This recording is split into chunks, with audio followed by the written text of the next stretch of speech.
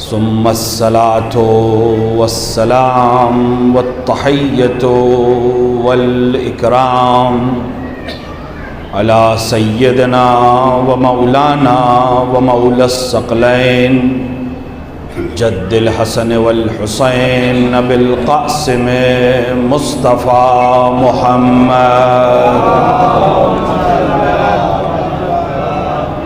وعلى آله الطيبين الطاهرين المعصومين المنتخبين المظلومين لا سيما ابن عمه غالب على كل غالب مولانا علي بن أبي طالب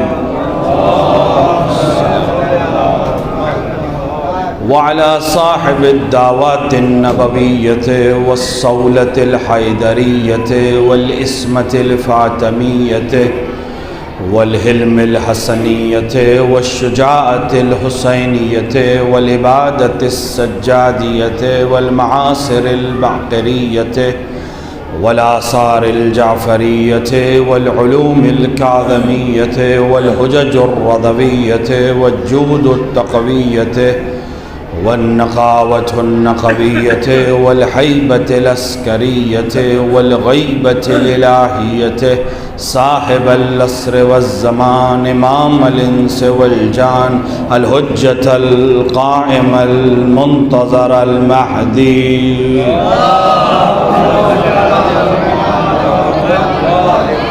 ولعنة الله على أعدائهم أجمعين من يوم ظلمهم إلى لقاء يوم الدين وبعد يوم الدين أما بعد فقد قال رسول الله صلى الله عليه وآله إن لقتل الحسين حرارة في قلوب المؤمنين لا تبرد أبدا صلوات پر محمد وعلى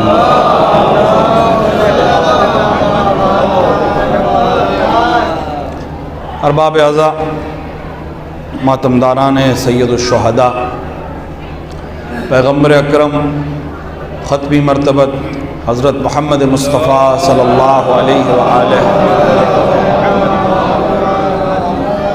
کی مشہور و معروف حدیث جس میں آپ نے ارشاد فرمایا کہ یقیناً قتل حسین سے مومنین کے قلوب میں ایسی حرارت پیدا ہوگی جو کبھی سرد نہیں ہوگی۔ اس حدیث مبارکہ کے ذیل میں مسلسل آپ کی خدمت میں معرضات پیش کیے گئے اور تقریباً اس کے آخری مراحل میں داخل ہو رہے ہیں۔ اس میں کوئی شک نہیں کہ پیغمبر کی تمام احادیث کی طرح یہ حدیث بھی سچی ہے، اور ہم نے اپنی ان آنکھوں سے اس حدیث کو عملی ہوتے دیکھا اور دنیا کی ہر چیز کو رکتے ہوئے دیکھا، لیکن اس عزا کو ہم نے بڑھتے ہوئے دیکھا، رکتے ہوئے نہیں دیکھا۔ دنیا کے ہر گوشے میں حسین کے چاہنے والے، حسین کی یاد منانے والے، حسین پر آنسو بہانے والے اپنے آپ میں اس حدیث کی تصدیق بھی ہیں، اور ان کے دل دھڑک کے یہ بتاتے ہیں کہ جب تک روئے زمین پر انسانیت باقی رہے گی، جب تک مومنین اس روئے زمین پر قدم بڑھاتے رہیں گے، ان کے سینوں کی دھڑکن سے حسین کی آواز اور حسین کا نام لیا جاتا ہے۔ اور اگر کوئی انسان یہ چاہتا ہے کہ وہ اپنے آپ کو حسین کا چاہنے والا اور حسین کا مددگار بنائے، تو اس کے لیے ضروری ہے کہ وہ اپنے آپ کو حسین کا ناصر بنائے، اور ناصر بننے کے لیے ضروری ہے کہ ہم معرفت حاصل کریں اپنے امام کی، اور بغیر امام کی معرفت کے نہ خدا کی معرفت حاصل ہو سکتی ہے، نہ رسول کی معرفت حاصل ہو سکتی ہے، اور نہ خود امام کی معرفت حاصل ہو سکتی ہے۔ اگر امام کی معرفت کے بنا ہم خدا کو پہچاننے کی کوشش کریں گے تو وہ ہمارے ذہن کی کوئی مخلوق تو ہو سکتی ہے، وہ خالق اور پروردگار نہیں ہوگا۔ اگر ہم بغیر امام کی معرفت کے رسول کو سمجھنے کی کوشش کریں گے تو وہ ہمارے ذہن و گمان کی ایک تصویر ہوگی، لیکن وہ اللہ کا بھیجا ہوا ختمی مرتبت نہیں ہوگا۔ اگر ہم اپنے ذہن سے کسی امام کو سمجھنے کی کوشش کریں گے تو وہ ذہنوں کا بنایا ہوا کوئی فرد ہو سکتا ہے، رسول کا اعلان کردہ امام نہیں ہوگا۔ یہ وہ ذوات ہیں کہ جو خود اپنے آپ میں اللہ کی صفات ہیں۔ یہ ائمہ یا معصومین اللہ کی صفتوں کے صرف حامل نہیں ہیں، بلکہ خود بھی صفت ہیں اللہ کی۔ اللہ کی ذات کو پہچاننا انسان کے بس کی نہیں، لہذا خدا کے نمائندوں نے منع کر دیا کہ تم اس کی ذات کے سلسلے میں جستجو نہ کرنا اور اپنے ذہن کو اس طرف جانے بھی مت دینا، ورنہ تم ہلاک ہو جاؤ گے۔ لیکن تم اس کی صفات کو پہچان سکتے ہو اور اس کی صفات کے ذریعے اس کی معرفت حاصل کر سکتے ہو۔ اور ان صفات میں سے ایک صفت خود ائمہ ہیں کہ جو اللہ کی صفتوں کے حامل ہونے کے ساتھ ساتھ خود صفت ہیں۔ ان کی معرفت جب حاصل کرنا چاہو گے تو تم اس خدا تک پہنچو گے جو ان کا بھی خالق ہے۔ ان کو جان کر ہی اس تک پہنچ سکتے ہو، ان کو ان کے بنا پہنچ ہی نہیں سکتے۔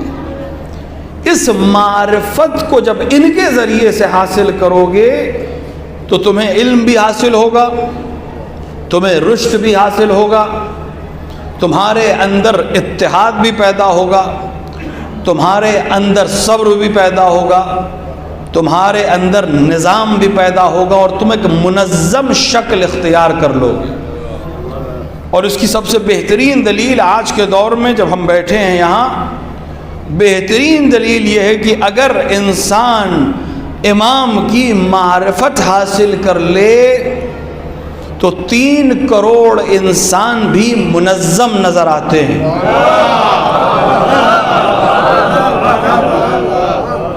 کچھ لوگ کہیں آ جائیں، میں نے اس دن بھی عرض کیا تھا، تھوڑے سے لوگ کسی شہر میں داخل ہو جائیں، پورے شہر کا نظام درہم برہم ہو جاتا ہے۔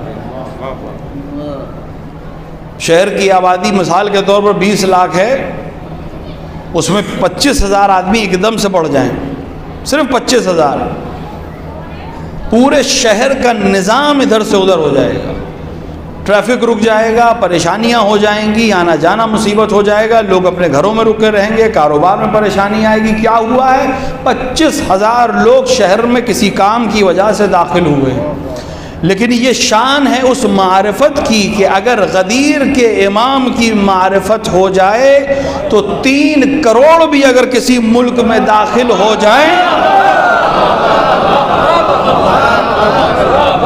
تو نہ صرف یہ کہ وہاں کا نظام درہم برہم نہیں ہوگا، اتنے منظم نظر آئیں گے کہ رنگوں کا اختلاف ختم ہو جائے گا، زبان کا انقلاب ختم ہو جائے گا، مزاج کا اتحاد ختم ہو جائے گا۔ سب کی شکلیں الگ الگ ہیں، سب کی بولیاں الگ الگ ہیں، سب کے ملک الگ الگ ہیں، سب کی ثقافت الگ الگ ہے، الگ طرح کے کھانے کھاتے ہیں، الگ طرح کی بولیاں بولتے ہیں، لیکن اس مقام پر جب آئے ہیں تو اتنے متحد نظر آ رہے ہیں، نہ انسانوں کے درمیان کوئی اختلاف نظر آ رہا ہے، نہ بولی میں کوئی فرق نظر آ رہا ہے، نہ فکر میں کوئی فرق نظر آ رہا ہے، صرف ایک جملہ نظر آ رہا ہے، لبیک یا حسین۔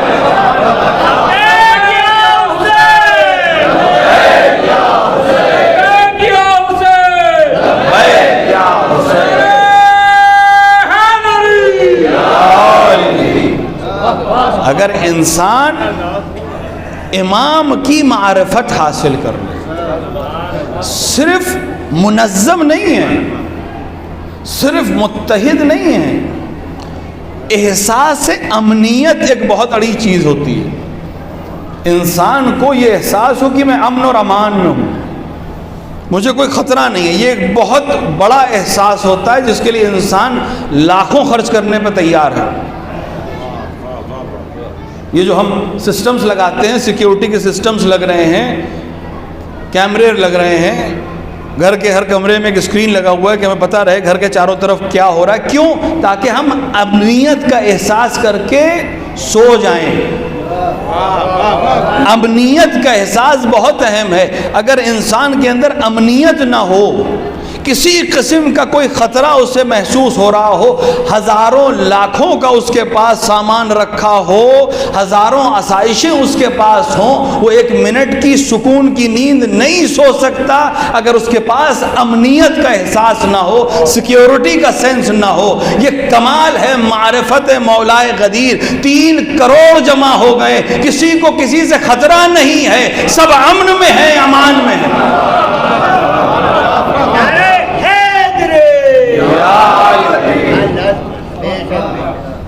دنیا نے دونوں منظر آپ کے سامنے میں پیش کروں گا. اس مجمع کو زیادہ بتانے کی ضرورت نہیں، اشارے میں گفتگو کر رہا ہوں. 2 ایسے آ جائیں جن کی فکر ثقیفہ سے ملتی ہو، صرف 2 شہر میں داخل ہوں نقاب پوش، پورے شہر کا نظام درہم برہم ہو جائے گا. اب اس کے لیے آپ کو بمبئی میں 26 دسمبر دیکھنے کی ضرورت نہیں ہے، کسی اور ملک جانے کی ضرورت نہیں ہے. 2 آئے لیکن چونکہ ثقیفائی فکر رکھتے تھے، پورے ملک کا نظام درہم بورم ہو گیا. یہی بتانا چاہتے ہیں کہ اگر امنیت چاہتے ہو، ثقیفہ میں نہیں ملے گی، غدیر میں ملے گی.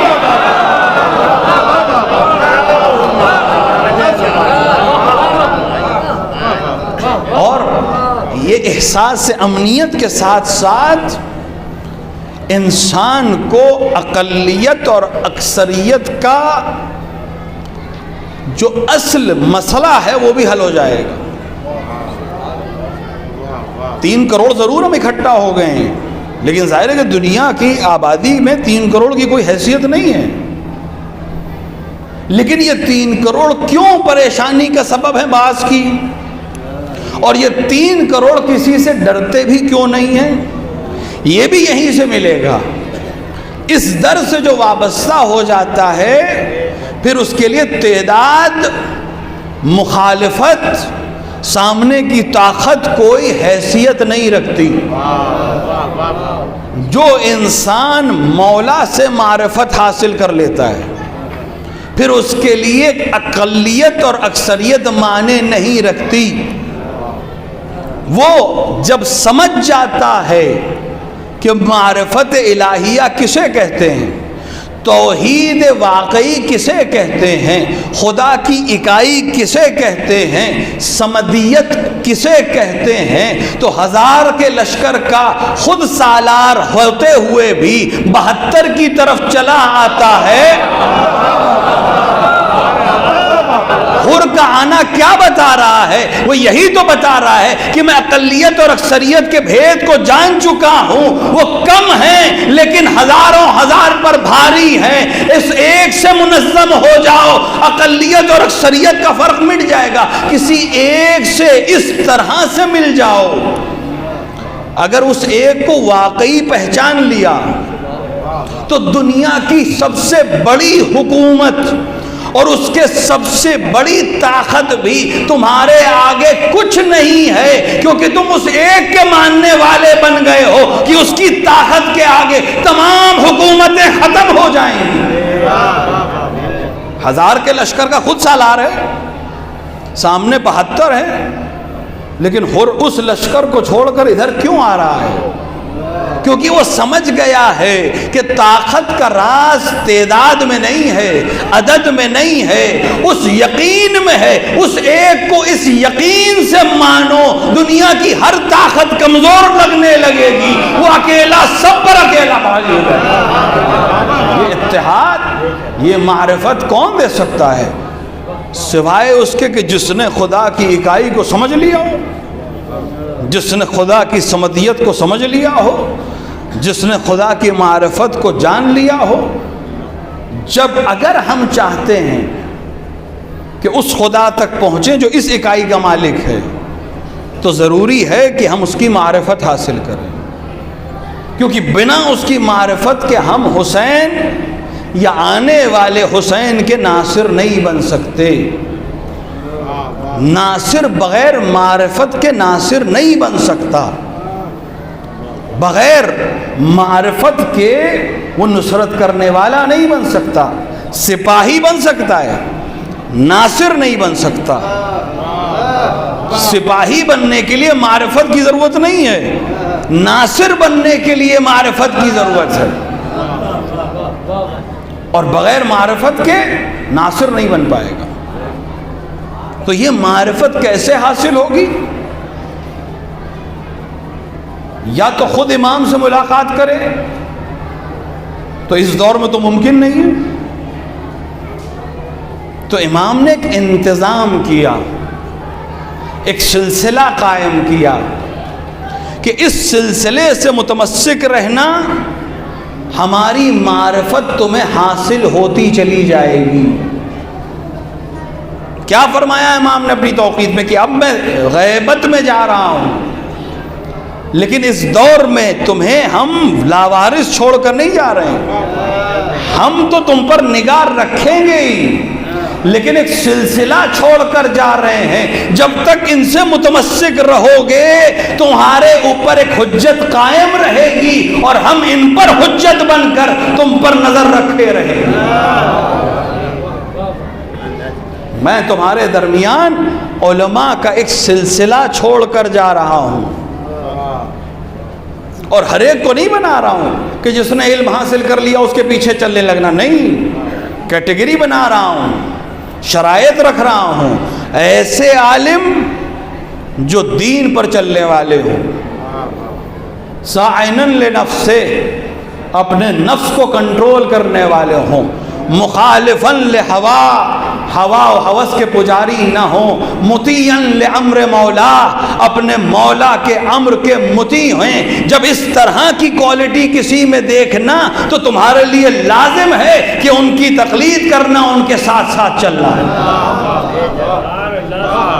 اس کا فائدہ کیا ہوگا؟ اس کا فائدہ یہ ہوگا کہ تم میں انتشار پیدا نہیں ہوگا۔ مرجعیت کی طاقت کیا ہے؟ آج ایک بہت بڑا مسئلہ ہے، کیوں دشمن حملہ کر رہا ہے مرجعیت پر؟ دو چیزوں پہ بہت زیادہ حملہ ہے، ایک مرجعیت پر، ایک عزاداری پر۔ کیونکہ شیعت کے پاس اپنے دوام کے لیے دو ہی چیزیں ہیں، ایک عزاداری ہے جو ان کو دشمن سے لڑنے کا حوصلہ دیتی ہے۔ کربلا نے وہ درس دیا ہے کہ تم کم ضرور ہوگے، لیکن تمہارے اندر جذبہ اگر کربلائی ہے تو کتنا بڑا دشمن سامنے آ جائے تم اس سے ڈرو گے نہیں۔ اور دوسری وہ امید ہے جس کے ہم سب منتظر ہیں۔ اگر کسی قوم کے پاس امید نہ ہو تو وہ مر جاتی ہے، لیکن اگر امید ہو کہ کوئی سرپرست ہے، جب پریشانی بڑھ جائے گی تو وہ آ جائے گا، جب پریشانی بڑھ جائے گی تو وہ سنبھال لے گا، جب مشکل زیادہ ہو جائے گی تو وہ ہمیں سہارا دے دے گا۔ شیعت کے پاس یہ دونوں چیزیں ہیں، کربلا اسے جھکنے نہیں دے گی، انتظار اسے مرنے نہیں دے گا۔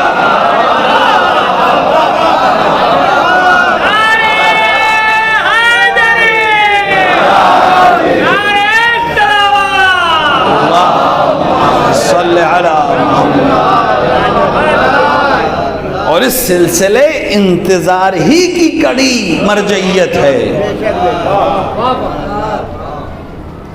یہ سلسلہ ہم بنا رہے ہیں، یہ تمہارے درمیان تمہیں سنبھالنے کے لیے ہے۔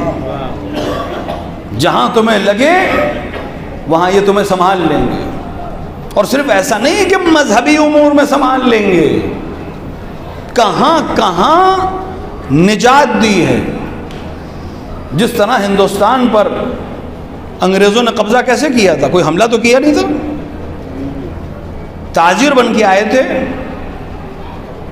بادشاہوں سے تجارت کی اجازت لی تھی، اور اس کے بعد بازاروں پر اس طرح قابض ہوئے کہ انہی بادشاہوں کو غلام بنا لیا، اور خود حاکم بن گئے.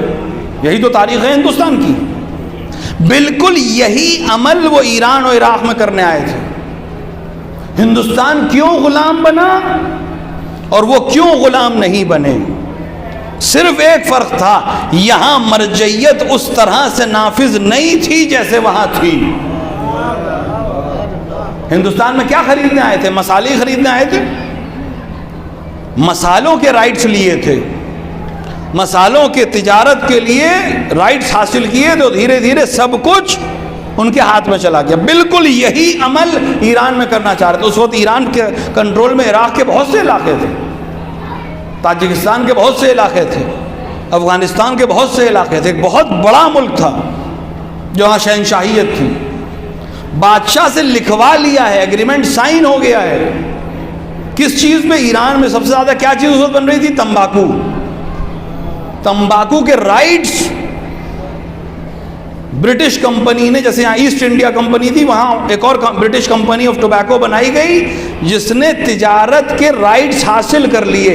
اس قانون اور اس رائٹس کے نتیجے میں ایران اور عراق میں جو تمباکو بوئی جائے گی اس کی ساری مونوپولی ان کے پاس ہوگی. ریٹس وہ طے کریں گے، خریدیں گے وہ، بیچیں گے وہ. ان کے علاوہ کسی کو حق نہیں تھا خریدنے کا، بیچنے کا، ڈسٹریبیوشن کا. بادشاہ نے سائن کر دیا. خبر کس تک پہنچی؟ مرزا شیرازی تک. سامرہ میں ایک ٹوٹے ہوئے مکان میں اپنے مولا سے لو لگانے والا ایک عالم، اس تک یہ خبر پہنچی کہ میری عوام پر جو حاکم حکومت کر رہا ہے اس نے انگریزوں سے اس طرح کا معاہدہ کر لیا ہے. توسل کیا، غور کیا، 2 سطریں لکھی. سطریں موجود ہے، تصویر بھی موجود ہے. 2 سطریں مرزا شیرازی نے لکھی. اس وقت کے مرجعیت اعلیٰ ان کے پاس تھی. صرف 2 سطریں لکھی جو آدھی فارسی میں آدھی عربی میں. انہوں نے لکھا الیوم. یہ فقیہ جو ہوتا ہے وہ اپنے الفاظ کو بہت سوچ سمجھ کر طے کرتا ہے. لکھا الیوم، آج. 50 سال بعد کی بات نہیں کر رہے ہیں، 50 سال پہلے کی بھی بات نہیں کر رہا ہوں، آج کی بات کر رہا ہوں. آج کے دن میرا یہ فتویٰ ہے. 50 برس بعد حالات اگر بدلیں گے تو اس وقت کا مجتہد جو طے کرے گا اس کا فیصلہ ہوگا. آج کے دن زمام میرے ہاتھ میں ہے، حکومت میرے ہاتھ میں ہے، فتویٰ دینے کا حق میرے ہاتھ میں. لہٰذا میں یہ لکھ رہا ہوں الیوم، آج کے دن سے استعمال تمباکو در حکم محاربہ با امام زمان است ہے. اس 2 جملے کا مطلب یہ ہے آج کے دن کسی بھی طرح کی تمباکو کا استعمال امام سے جنگ کے معاملے میں ہے. یہ جملہ لکھا، ایران اور عراق میں آگ لگ گئی. لوگوں نے کھڑی فصلیں جلانا شروع کر دی، گودام جلا دیے گئے. یہاں تک کہ خود بادشاہ کا حقہ ان کے محل سے اٹھا کر باہر پھینک دیا گیا. بادشاہ دربار میں حاضر ہوئے، بیٹھے. حزب دستور عادت ہے کہ بیٹھ کے حقہ پیئیں گے، حقہ ہے ہی نہیں. کہا ہمارا حقہ کہا گیا؟ کہا پھینک دیا گیا. بادشاہ سے کہا جائے کہ تمہارا حقہ پھینک دیا گیا تو سوچے گا ہماری مملکت میں ہمارا ہی حقہ پھینک دیا گیا. کس نے پھینکا؟ بیگم نے حکم دیا ہے، ملکہ نے حکم دیا ہے، بلایا گیا ملکہ کو. ہمارا حقہ کس نے پھینکوا دیا؟ کہا حرام ہو گیا، وہ نہیں پی سکتے. اس نے کہا کس نے حرام کر دیا؟ کہا مرزا شیرازی نے. بادشاہ ابھی زو میں، شاہی میں ہے. اس نے پوچھا وہ کون ہوتے ہیں حرام کرنے والے؟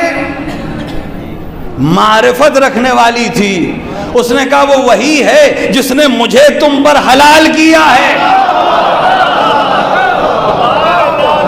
جس کے ایک صیغے سے میں تجھ پر حلال ہوئی ہوں، اسی کے کہنے سے آج سے حرام ہو گیا.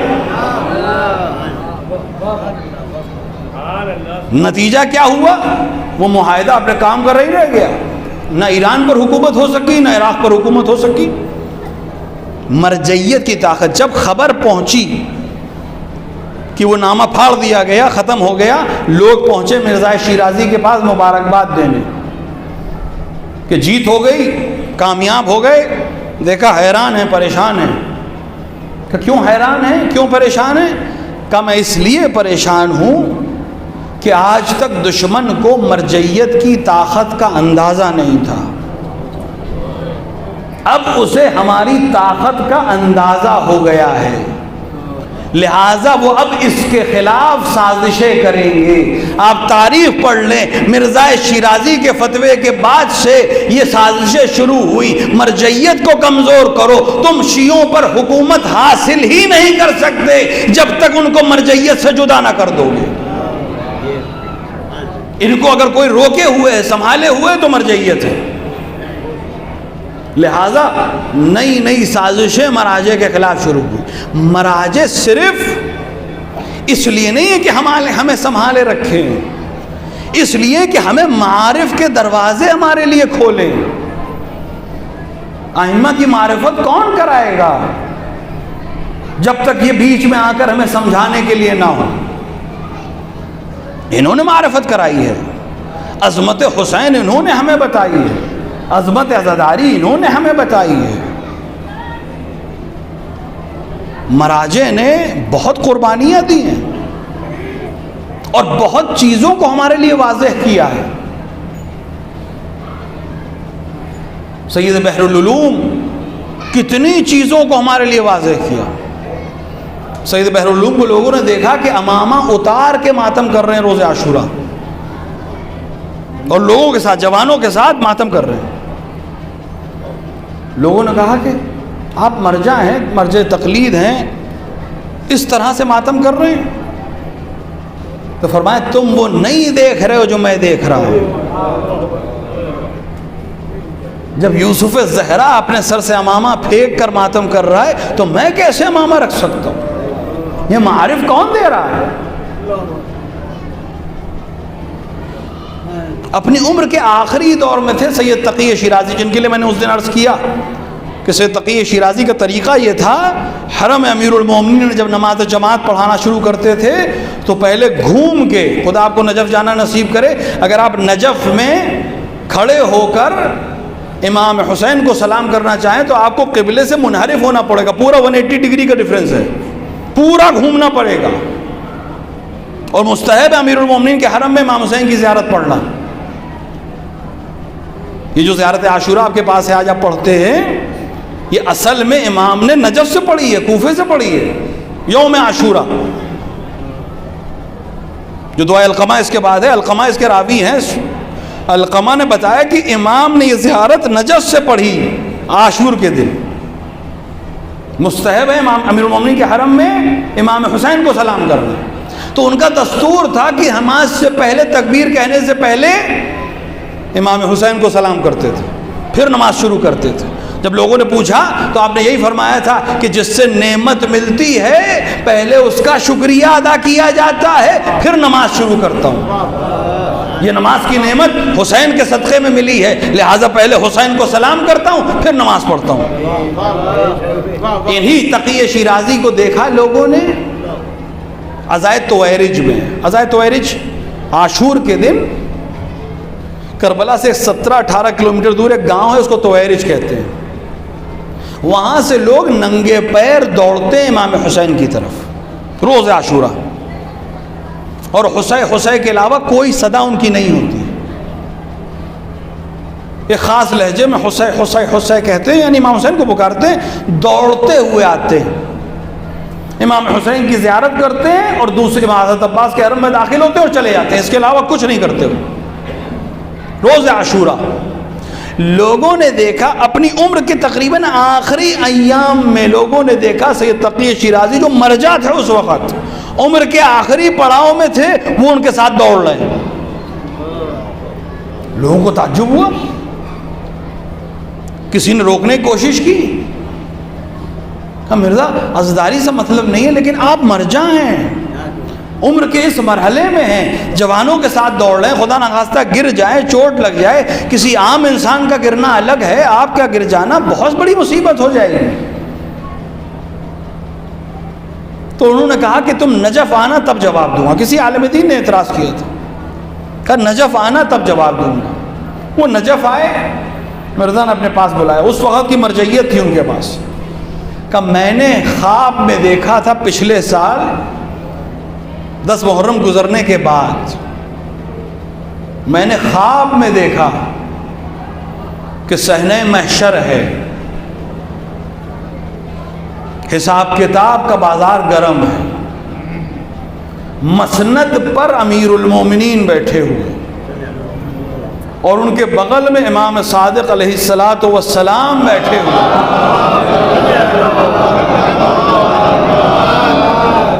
اور غیبت کبریٰ سے لے کر اب تک جتنے مجتہدین ہیں سب صف میں کھڑے ہیں،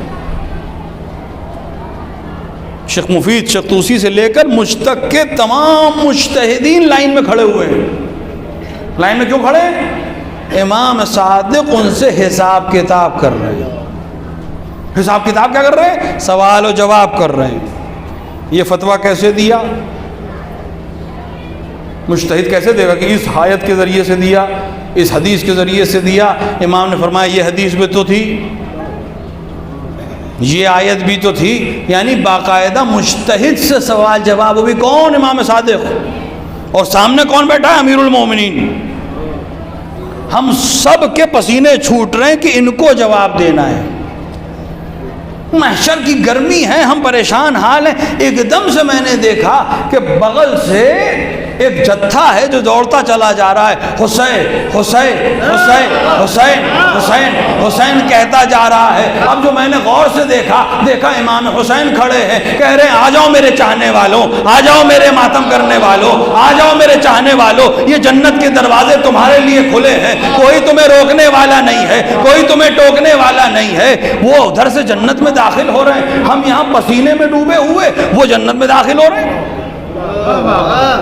تو میرے ذہن میں آیا کہ یہ لائن زیادہ بہتر ہے، میرے ذہن میں خطور ہوا کہ یہ تو زیادہ بہتر ہے، یہاں تو بہت دیر لگے گی سب کو سوال جواب کرنے میں، یہ تو بہت آسان ہے، حسین حسین کرتے ہوئے نکل جانا ہے۔ میں نے چاہا کہ میں اس لائن میں داخل ہو جاؤں، بس نیت کر کے داخل ہوا، 2 فرشتوں نے آ کر مجھے جکڑا اور کہا نہیں آپ کے لیے نہیں ہے، آپ کے لیے یہی لائن ہے، اسی میں رہنا ہے، آپ کے لیے یہ صف نہیں ہے۔ آنکھ کھل گئی میری۔ بہت دیر سوچنے کے بعد میں نے کہا یہ تو خواب تھا، لیکن خواب اکثر سچے بھی ہوتے، میں امیر المومنین کو تو جواب نہیں دے پاؤں گا، میں امام جعفر صادق کے سامنے تو حجت نہیں پیش کر پاؤں گا۔ تو میں نے طے کیا، عاشورہ تو گزر چکی تھی، میں نے طے کیا کہ اگلے سال عزائے تویرج میں دوڑوں گا تاکہ میں بھی حسین حسین کہتا ہوا جنت میں داخل ہو جاؤں۔ لہٰذا اس دن دوڑتے ہوئے مجھے دیکھا تھا، میں علی کو جواب دینے لائق نہیں ہوں، حسین حسین کر کے جنت میں تو جا سکتا ہوں۔ لیکن یہاں پر ایک حاشیہ ضروری ہے، اس کو سمجھ لیے نا کہ یہ مولانا کہہ دیا کہ بس حسین حسین کہیں نہیں، یہ حسین حسین کرتے ہوئے کیوں چلے جا رہے ہیں؟ کیونکہ ان کے اعمال کی ذمہ داری ان مجتہدین نے اپنی گردن پہ لے رکھی ہے۔ ہر رسالے پہ لکھا ہوتا ہے، اس رسالے پہ عمل کرنے والے کی ذمہ داری ہماری گردن پر ہے۔ اس مجتہد کے فتوے پر عمل کرنے کا فائدہ یہ ہے کہ حسین کے راہ میں ماتم کرتے چلے جاؤ گے، سوال کا جواب وہ دیں گے، جنت تمہیں ملے گی۔ ایک صلوات پڑھیں محمد وآلہ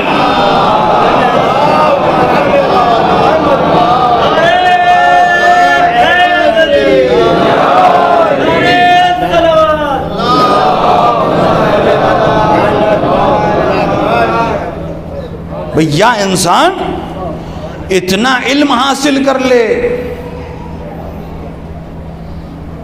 کہ امیر المومنین کے سامنے جا کے بتا دے کہ ہاں یہ میں نے عمل جو کیا اس آیت کی روشنی میں کیا، اس حدیث کی روشنی میں کیا، جواب دے دے۔ اور اگر جواب دینے کی صلاحیت نہیں ہے تو عقل مندی کا ہے میں کہ جو ذمہ داری قبول کر رہا ہے اس کی ذمہ داری کو قبول کرتے ہوئے عمل کو اس کے لحاظ سے کر لے، اعمال اس کے لحاظ سے کرتے چلے جاؤ، باقی کام حسین ابن علی اپنے محب کے لیے آسان کر دیں گے۔ کتنا آسان مسئلہ ہے یہ، تو بہت آسان ہے۔ کوئی آپ کی ذمہ داری لے رہا ہے، اپنی گردن پہ لے رہا ہے، تو عاقل کون ہے کہ جو اپنی ذمہ داری دے دے؟ بس اس کو یہ کرنا ہے کہ جیسا وہ کہیں ویسے کرنا ہے،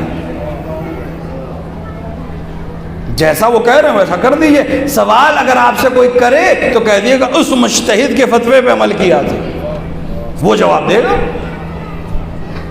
اور ان کو جواب جس کو دینا ہے وہ دیں گے۔ یہ آسانی ہے۔ اور آج کے دور میں بہت احتیاط کی دور ہے، کیونکہ میں نے کہا مرجعیت پہ حملے ہیں، ہر طرح کے حملے ہیں۔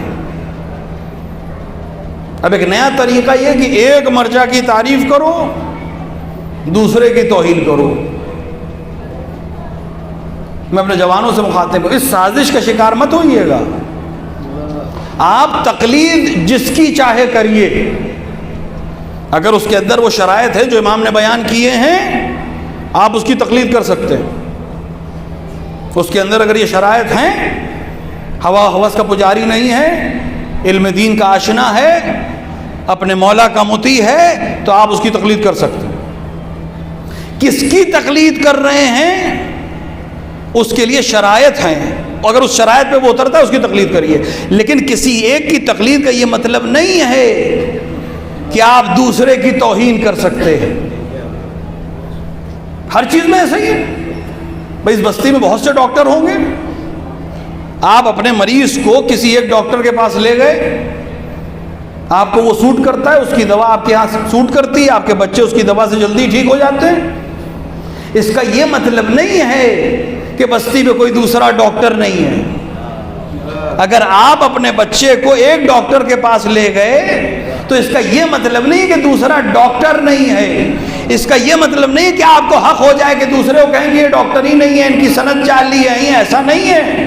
ہر ایک ڈاکٹر ہے، تمہیں اس کی دوا سوٹ کر رہی ہے تم اس کے پاس چلے جاؤ، اسے اس کی دوا سوٹ کر رہی ہے وہ اس کے پاس چلا جائے، ہر ایک کو جو فائدہ دے رہا ہے اس کے پاس چلا جائے۔ لیکن یہ حق حاصل نہیں ہے کہ آپ دوسرے کی ڈاکٹری پہ شک کرنے لگیں، دوسرے کے علم پہ شک کرنے لگیں۔ تقلید جس کی چاہے کریں، دوسرے مجتہد کو برا کہنے کی اجازت نہیں ہے۔ یہ کیوں ہو رہا ہے؟ ایک کو برا کہنے کے عادی ہو جائیں گے، اپنے آپ بھرم ٹوٹ جائے گا، کل دوسرے کو کہیں گے، پرسوں تیسرے کو کہیں گے، نتیجے میں وہ بھرم جو بنا ہے، وہ وقار جو بنا ہے، وہ ٹوٹ جائے گا۔ بہت احتیاط کی ضرورت ہے آج کے دور میں، کیونکہ اگر ان کا احترام باقی نہیں رہا سماج میں تو کسی اور کا احترام کیسے محفوظ رہے گا؟ اگر مرجعیت کا احترام ختم ہو جائے گا تو پھر کسی اور کا احترام کیسے محفوظ رہے گا؟ بہت احتیاط کی ضرورت ہے۔ اگر لوگ عادی ہو گئے مراجع کو برا کہنے کے تو پھر عام عالم کی تو کوئی حیثیت ہی نہیں ہے، طالب علم کی تو کوئی مسئلہ ہی نہیں رہ جائے گا، ذاکر کو تو پھر جو چاہے کہہ دیں گے۔ اس حرمت کو وہی محفوظ کر لیں تاکہ باقی حرمتیں محفوظ ہو جائیں۔ یہ ایک ایسا موضوع تھا جس پہ مجھے ایک دن تو بولنا تھا، اس سے بہتر موقع کیا، دور تک جائے گی آواز۔ یہ بہت اہم مسئلہ ہے۔ اس مرجعیت نے عزاداری کو محفوظ کیا ہے، اس مرجعیت نے عقائد کو محفوظ کیا ہے، اس مرجعیت نے احکام کو محفوظ کیا ہے، آپ کو سنبھالا ہوا ہے، آپ کی ذمہ داری اپنی گردن پہ لے لی۔ ان کا خیال رکھیے، ان کی حرمتیں پامال نہ ہونے دیجیے، وہ محفوظ رہیں گے تو آپ کا وقار محفوظ رہے گا۔ جہاں مرجعیت نہیں ہوگی تتر بتر جائیں گے، انسجام ختم ہو جائے گا، اتحاد ختم ہو جائے گا۔ جہاں طاقت ان کے پاس رہے گی امور ان کے پاس رہیں گے، چھوٹا سا ملک ہوگا لیکن دنیا کی سب سے بڑی طاقت سے لڑنے کا حوصلہ رکھے گا۔ دنیا کے تمام ہتھیار والے ایک طرف ہوں گے، علی کے چاہنے والے ایک طرف ہوں گے۔ وہ حیران رہیں گے، پریشان رہیں گے، خوفزدہ رہیں گے، یہ اطمینان میں رہیں گے کہ یہ ہاتھ کسی ذمہ دار کے ہاتھ میں ہے۔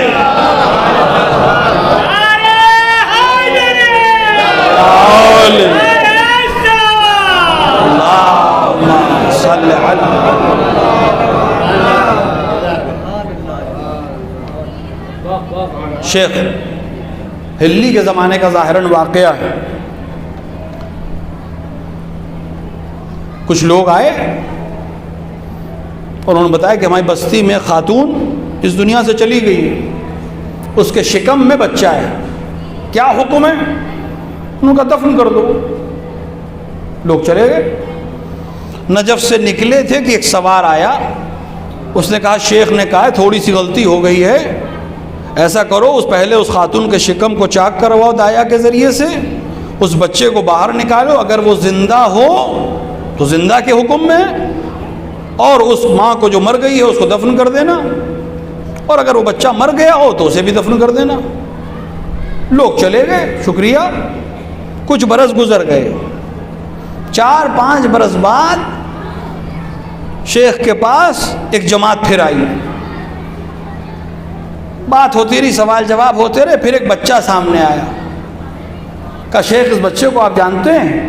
کہا نہیں۔ کہا آپ کو یاد ہے آج سے کچھ برس پہلے ہم لوگ آئے تھے اور ہم نے کہا تھا کہ ہمارے یہاں خاتون اس دنیا سے چلی گئی، پہلے آپ نے کہا تھا اس کو ایسے ہی دفن کر دو، پھر آپ نے ایک سوار بھیجا کہ نہیں اسے ایسے دفن نہ کرو بلکہ اس کے شکم کو چاک کرو، بچے کو باہر نکالو، اگر زندہ ہو تو وہ زندہ کے حکم میں ہے۔ یہ وہی بچہ ہے، آپ کے حکم سے پہلے ایسے ہی دفن ہو جاتا لیکن آپ نے اصلاح کر دی لہٰذا آج زندہ ہے۔ شیخ کی سمجھ میں آ گیا میں نے تو کسی کو نہیں بھیجا تھا، مجھ سے تو غلطی ہو گئی تھی، طے کر لیا اب فتویٰ نہیں دوں گا۔ امیر المومنین کے جوار میں گئے، اب فتویٰ نہیں دوں گا، ایک انسان قتل ہو جاتا، ایک انسان مر جاتا۔ خواب میں امام نے آ کر بشارت دی تم اپنا کام کرو، ہم اپنا کام کر رہے ہیں۔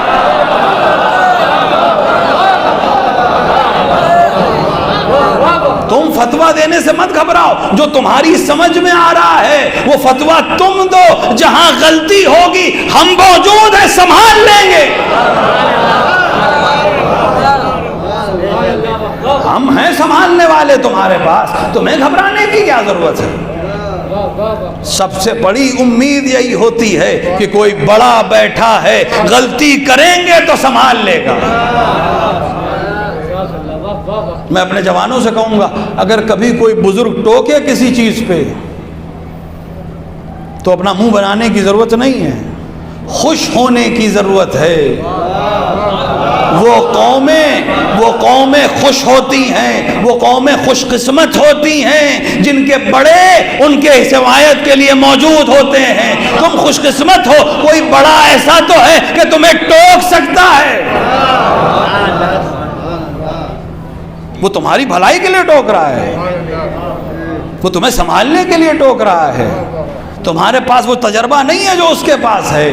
وہ خوش قسمت ہوتے ہیں جن کو ٹوکنے والے موجود ہوں۔ اللہ سے دعا کیا کرو کہ تمہارے بزرگ سلامت رہیں تاکہ تمہاری غلطیاں تمہیں بتاتے رہیں، تم دنیا میں بھی کامیاب رہو، آخرت میں بھی کامیاب رہو۔ ایک صلوات پڑھیں محمد وآلہ۔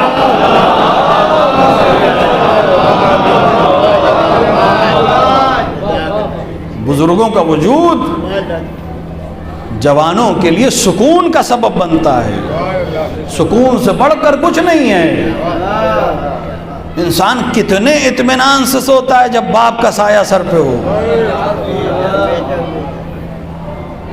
جن کے والدین دنیا میں ہیں خدا ان کو سلامت رکھے، لوگ اس دنیا سے چلے گئے خدا ان کو غریق رحمت کرے، لیکن اس بات کی تائید وہ لوگ کریں گے عمر کے کسی پڑاؤ میں ہوں،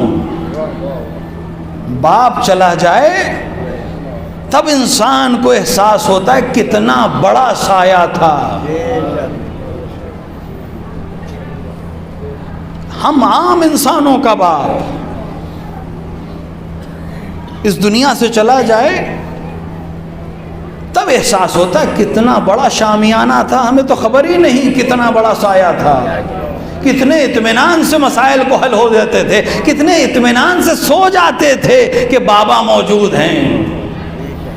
جب وہ چلا جاتا ہے تب سمجھ میں آتا ہے۔ اگر ہم عام انسانوں کا باپ چلا جائے تو یہ احساس ہے، اگر کسی کا باپ حسین ہو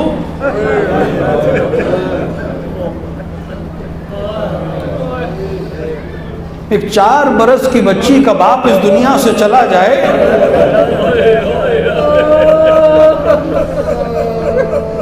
وہ بھی حسین جیسا باپ، وہ بھی چاہنے والا باپ۔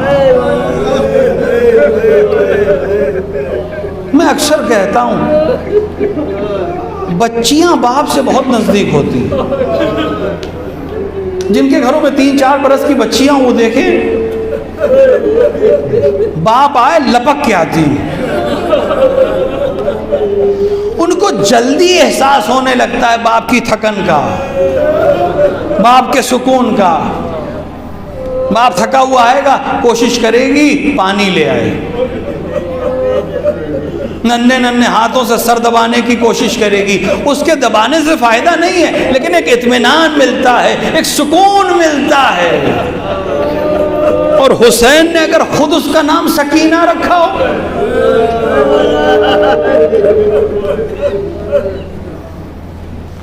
جو حسین کے سکون کا سبب ہو، جسے حسین محبت کرتے ہوں۔ حسین جب جب سکینہ کو دیکھتے ہوں گے،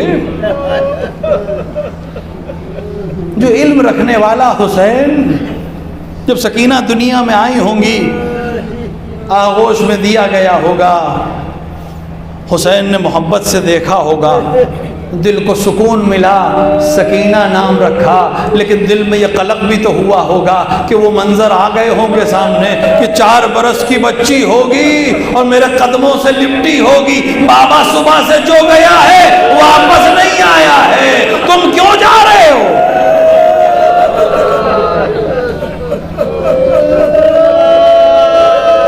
4 برس کی بچی، کیا کیا مناظر اس نے دیکھے ہیں، دیکھ رہی ہے صبح سے جو میرے بابا سے خدا حافظ کہہ کے گیا وہ پلٹ کے خیمے میں نہیں آیا، بھیا علی اکبر گئے واپس نہیں آئے، بھیا اون محمد گئے واپس نہیں آئے، بھیا قاسم گئے واپس نہیں آئے، بھائی جو جو گیا واپس نہیں آیا، میرا چچا مجھ سے وعدہ کر کے گیا لیکن واپس نہیں آیا۔ اور اب سکینہ دیکھ رہی ہیں کہ بابا ایک عجیب سا لباس پہن کے جا رہے ہیں جو بہت کہنا ہے، بہت پرانا لباس پہن کر میرے بابا کہیں جا رہے ہیں۔ اور پھر سکینہ کے کانوں میں یہ آواز آئی، یا سکینہ تم پر سلام، رباب تم پر سلام، رقیہ تم پر سلام، زینب ام کلثوم خدا حافظ۔ ہاں حسین ہم بیان نہیں کر سکتے، ہم جانتے ہی نہیں، ہم سمجھ بھی نہیں سکتے حسین جب آخر رخصت ہو کر نکلے تو کیسے نکلے ہوں گے، کیونکہ اب سے پہلے جب بھی کوئی نکلتا تھا سیدانیوں کو یہ ڈھارس تھی، جب کوئی جاتا تھا ابھی حسین ہیں، ابھی حسین ہیں، ابھی حسین زندہ ہیں، ابھی حسین زندہ ہیں۔ لیکن جب حسین لباس کہنا پہن کر جانے لگے، اب سیدانیوں کی ڈھارس ختم، ہم کس کے حوالے ہیں؟ حسین جا رہے۔ حسین کیسے رخصت ہوئے میں نہیں پڑھ رہا ہوں، لیکن ایک منظر ہے جو اکثر علماء و ذاکرین نے پڑھا ہے۔ حسین گھوڑے پہ جب سوار ہونے لگے، اس کو علماء نے اور شعراء نے بہت اچھا نظم کیا ہے کہ حسین جب گھوڑے پہ سوار ہونے لگے تو کبھی دائیں دیکھتے تھے، کبھی بائیں دیکھتے تھے، کوئی سوار کرنے والا نہیں۔ کبھی اکبر کو یاد کیا ہوگا، کبھی عباس کو یاد کیا ہوگا، کبھی اون محمد کو یاد کیا ہوگا۔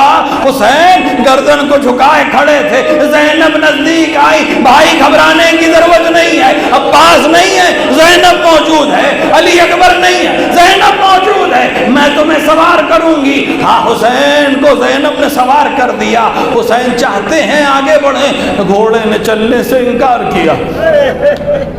اجرکم اللہ، اجرکم اللہ۔ ہاں حسین پر رونا ہے،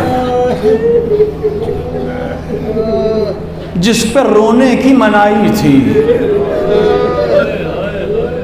جس کی ماں ہر مجلس میں اس لیے آتی ہے کہ رونے والوں کے آنسوؤں کو اپنے رومال میں جگا دے، یہ سوچ کر رو کہ زہرا آئی ہوں گی، ان کے رومال میں آنسو آ جائے۔ حسین کے راہوار نے چلنے سے انکار کیا۔ حسین نے کہا ہاں میرے گھوڑے، تو بھی تو تھک گیا ہے، صبح سے تو بھی تو ہر عمل میں میرے ساتھ ہے، ہر لاش کو تو نے بھی تو ساتھ میں اٹھایا ہے، تو بھی تو میرے ساتھ تھا، آخری زحمت ہے، اس کے بعد سوار تم پر سے اتر جائے گا۔ گھوڑے نے صرف سر کو جھکایا، کیا دیکھا؟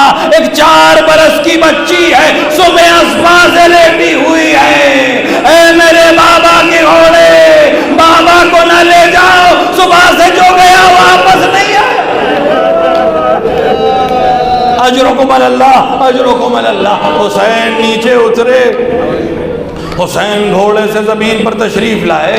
اے بی بی، ہم نے تو آپ کو خدا حافظ کر دیا تھا، ہم نے تو آپ سے الوداع کہہ دیا تھا، آخر آپ کیوں آ گئیں؟ بابا صبح سے جو گیا واپس نہیں آیا ہے بابا۔ بابا آپ بھی چلے جائیں گے تو سکینہ کیسے آرام کرے گی؟ اے بابا میں رات میں سو نہیں پاتی جب تک آپ کے سینے پہ سر نہ رکھ دوں۔ اے بابا اب وہ سینہ کہاں ملے گا؟ ایک خواہش ہے بابا، اب جا رہے ہیں۔ حسین نے جواب دیا بی بی آج سے دستور بدل رہا ہے، اب علی اصغر میرے پاس سوئیں گے، آپ اپنی ماں کے پاس سوئیں گی۔ میں عرض کروں گا اے حسین بچی سے تو کہہ دیا، لیکن اب سکینہ کو نیند ہی کہاں نصیب ہوگی؟ بی بی کو سمجھا دیا۔ بچی نے خواہش کی، بعض علماء نے اس کو نقل کیا ہے، بچی نے کہا اے بابا آپ کی بات تسلیم ہے، آپ کا حکم سر آنکھوں پہ، میں ماں کے پاس سو جاؤں گی، لیکن اے میرے بابا ایک بار آخری بار اپنے سینے پہ سلا لو۔ ارے جلتی ہوئی زمین، حسین لیٹے، سکینہ کا سر حسین کے سینے پر۔ حسین نے کہا پریشان نہ ہونا بی بی، تم پریشان نہ ہونا، حسین تمہارا خیال رکھے گا۔ ہاں حسین چلے گئے، بچی بہت دیر تک دیکھتی رہی، پھر بچی نے قیامت کے منظر دیکھے، بابا کے گھوڑے کو آتے ہوئے دیکھا، باگیں کٹی ہوئی ہیں، زین ڈھلی ہوئی ہے، باہیں ڈال دی۔ اے میرے بابا کے گھوڑے، صرف اتنا بتا دے میرے بابا کو پانی پلایا تھا کہ اجرکم اللہ، اجرکم اللہ۔ ہاں یہ بچی حسین سے جدا ہو گئی، پھر اس نے جو ظلم دیکھے، کبھی تماچے کھائے، کبھی درے لگائے گئے، یہاں تک کہ وہ موقع آیا کہ زندان شام میں یہ بچی ہے۔ زندان شام میں نے تمام مصائب کو حذف کر دیا، لیکن امام کا وہ جملہ بار بار کانوں میں آتا ہے، سلام ان رخساروں پر جن کی رنگت کربلا سے کوفہ، کوفے سے شام بدلتی چلی گئی۔ اجرکم اللہ، اجرکم اللہ۔ ہاں زندان کے خرابے میں ایک بار سکینہ نے اپنے بابا کو دیکھا۔ اے سکینہ بہت جلد ملاقات ہوگی، بی بی تمہاری مصیبت ختم ہونے والی ہے۔ بابا کے گلے لگ کے بچی نے رونا شروع کیا، آنکھ کھل گئی، بابا سامنے سے اوجھل ہو گئے، بچی نے دوبارہ گریا شروع کیا۔ سیدانیوں نے سمجھانے کی کوشش کی، سیدانیوں نے دلاسا دینے کی کوشش کی، سکینہ کیوں رو رہی ہو، کیوں رو رہی ہو؟ اے چچی جان، اے پھوپھی اماں، ابھی میرے بابا یہیں تھے، مجھے اپنے سینے پہ لٹا کر مجھے دلاسا دے رہے تھے، مجھے پیار کر رہے تھے اور کہہ رہے تھے سکینہ پریشان نہ ہو، بہت جلد ملاقات ہونے والی ہے۔ یہ جملے سننے تھے، سیدانیوں میں کوہرام مچا، گریے کی آواز بلند ہوئی، گریے کی شدت یہ تھی، حاکم کی نیند میں خلل پڑا، حاکم کی نیند میں خلل پڑا، زندان بان کو بلایا، آخر یہ شور کیوں ہے، یہ گریا کیوں ہے؟ کہا حسین کی ایک بچی ہے، 4 برس کا سن ہے، اپنے باپ کو یاد کر رہی ہے۔ ارے دنیا میں یتیم روتا ہے، کوئی سر پہ ہاتھ رکھتا ہے، کوئی دلاسا دیتا ہے، لیکن شام میں عجیب دستور ہے، بچی گریا کر رہی ہے، ایک تشت بھیجا گیا ہے، بچی کے سامنے لا کر تشت کو رکھ دیا گیا، رومال ہٹایا گیا، بچی نے باپ کے سر کو دیکھا، کچھ دیر کھڑی رہی، پہچاننے کی کوشش کرتی رہی، پھر بچی نے باپ کو پہچانا، سینے سے لگایا، اے بابا کہاں چلے گئے؟ تمہاری سکینہ دشمنوں کے نرغے میں کوئی تماچے مارتا تھا، کوئی کان نوچتا تھا، کوئی بالوں سے پکڑتا تھا، کوئی درے لگاتا تھا، یہ کہتے کہتے بچی خاموش ہو گئی۔ سیدانیوں کو افاقہ ہوا، سید سجاد آگے بڑھے، بچی کو ہلانے کی کوشش کی، آواز دی، پھوپھی اماں، سکینہ چھوڑ کر چلی گئی۔ زینب نے سر پکڑا، میں اپنے حسین کو کیا جب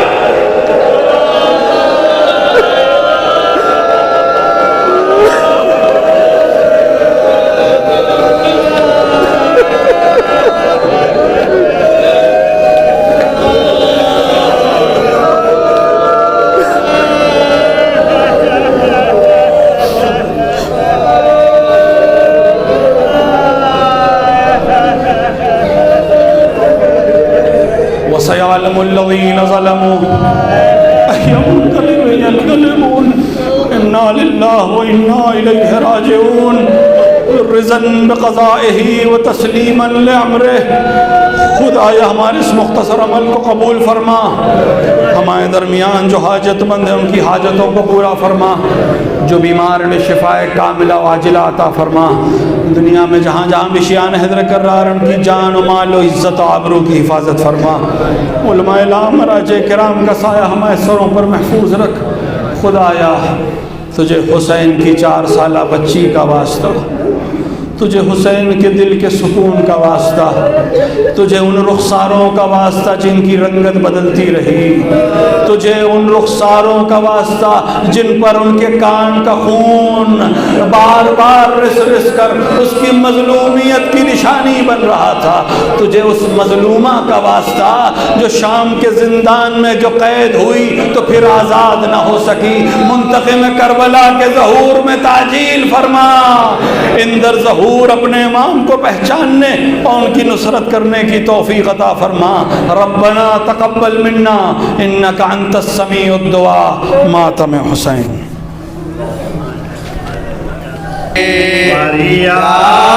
فریاد خدا کی گردون جفا کی مال گئی سجاد سکینہ نے قضا کی کٹتا تھا رنا پا میرا اس باچی کے دام سے قسمت میں میری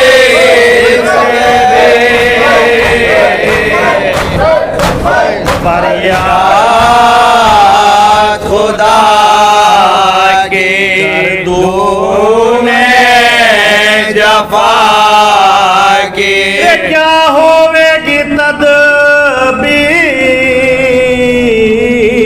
بھلا گورو کفان کی خود بیٹھی ہے ماں قید میں محتاج کی فریاد خدا کی گردون جفا کی بستی میں مسلمانوں کی ताबूत को मोहताज पोती है बड़ी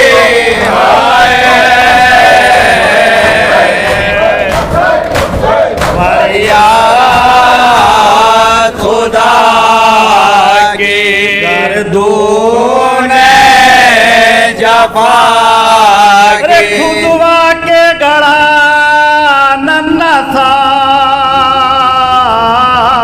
एक राहे खुदा में कुर्बान हो मांगर दो जो मर्जी हो खुदा की फरियाद खुदा की गर्दून जफा की जब सौंप चुको मुर्दे को तो कहना ये जमीन से अर्ज़